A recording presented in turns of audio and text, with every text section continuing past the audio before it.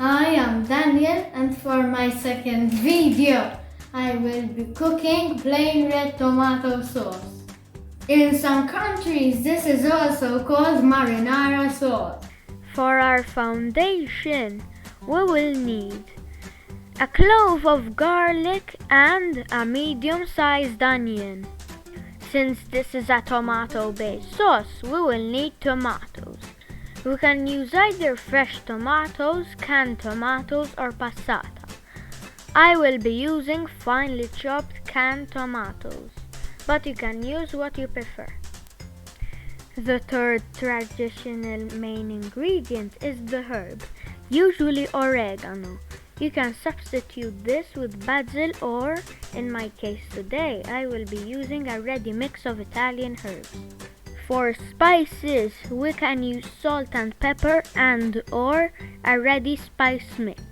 For extra ingredients, we can use a tablespoon of tomato paste, red cooking wine, and an open saucepan or wok.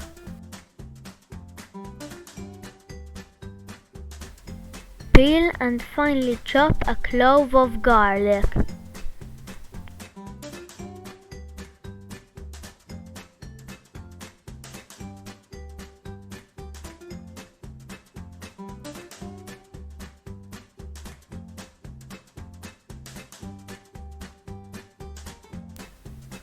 Peel and chop an onion into small pieces.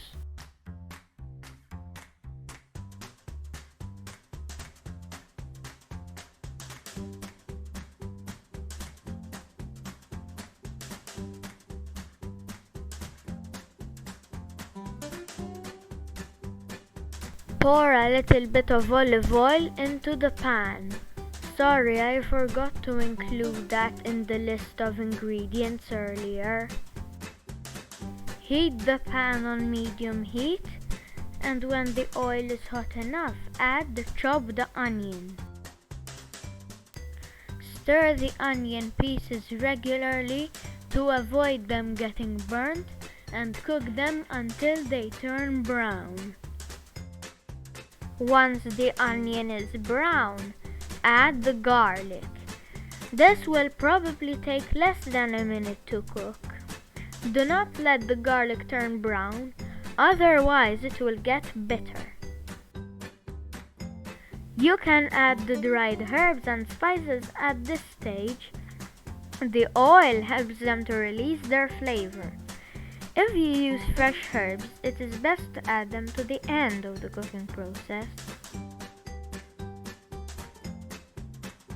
Add a tablespoon of tomato paste, mix well, and allow to cook for at least a minute. Add the red cooking wine. The addition of a liquid at this stage helps to deglaze the pan. We use a white pan or wok to allow the alcohol to cook off quicker, leaving the red wine taste. Add the tomatoes. You can use some more cooking wine to rinse out the can.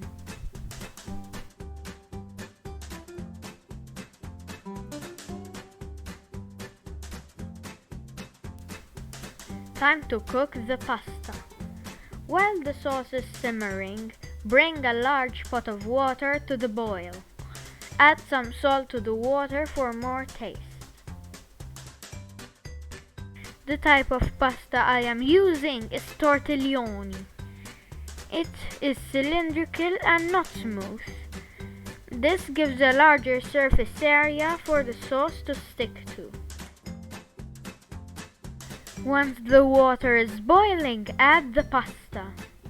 Stir the pasta regularly, especially at the beginning, to avoid it sticking.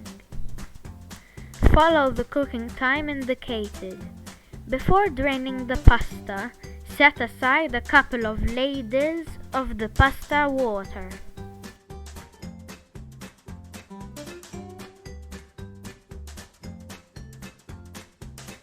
Add the pasta to the sauce. Mix and add a ladleful or two of the pasta water to the mixture. The starch in the pasta water helps the sauce stick to the pasta better.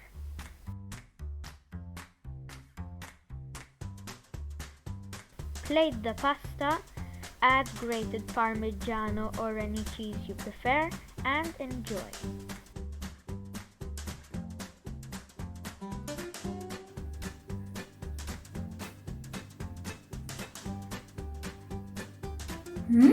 That's delicious.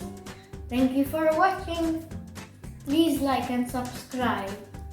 I hope to see you next time. Bye.